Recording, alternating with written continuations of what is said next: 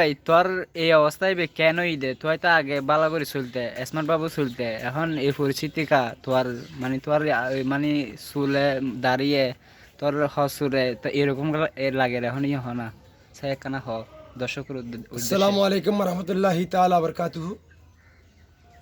প্রশ্ন অনেকগুলো হয়ে গেছে, একটা একটা করে জবাব দিই। আমি একসময় বলছিল যে স্মার্ট ছিলাম। স্মার্ট কাকে বলে সেটা যদি আমি বলতে যাই, স্মার্টনেস হতে গেলে পোশাকে আশাকে লেবাসে স্মার্ট না, অন্তরকে স্মার্ট করতে হবে, কলফকে। আমি যখন পোশাকে আশাকে স্মার্ট ছিলাম, সেটাকে স্মার্ট বলা হয় না, এটা ফ্যাশন বলা হয়। প্রথমটার উত্তর। তারপরে দ্বিতীয় প্রশ্ন করেছিল আমার এই অবস্থা হওয়ার তার কারণ,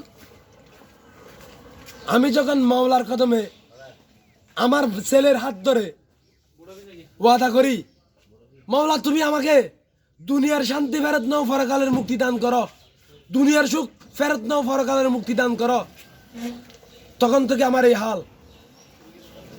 কারণ যিনি এই জাহান সৃষ্টি করেছেন, যে জাহান সৃষ্টি করেছেন, দয়াল নবী, মায়ার নবী, দু জাহানের বাদশাহ নবী রুসিলায়, এই জাহানের মালিক যে হর্তাকর্তা, এই হর্তাকর্তা, তার কাছে গিয়ে আমি বলছিলাম ওয়াদা করে, আমার কাছ থেকে দুনিয়ার শান্তিটা ফেরত নাও মাওলা, পরকালের মুক্তি দান করো। আমার মেজি ছেলে, তার নাম ইয়াসির আরফাত, তার অর্থ সহজ পরিচয়, তার হাত ধরে ওয়াদা করেছিলাম, মাওলা সেটা কবুল করেছেন।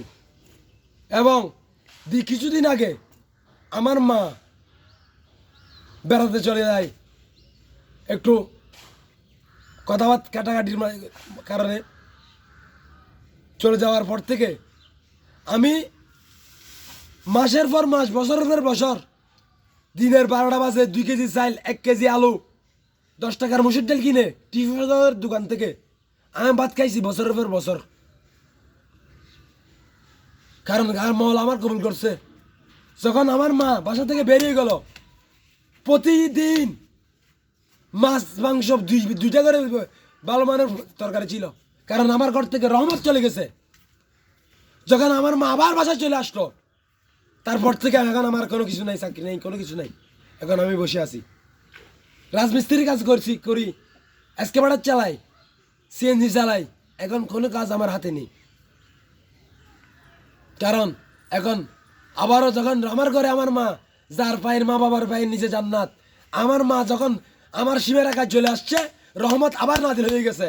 যখন আমার ঘরে আমার মা ছিল না, ভালো খাবার ছিল, কিন্তু সেটাকে সুখ বলা হয় না, আমি সেটা কিন্তু মালিকের কাছে চাইনি। ভালো থাকবেন, সুস্থ থাকবেন, বিদায় নিলাম। আসসালামু আলাইকুম রহমতুল্লাহ।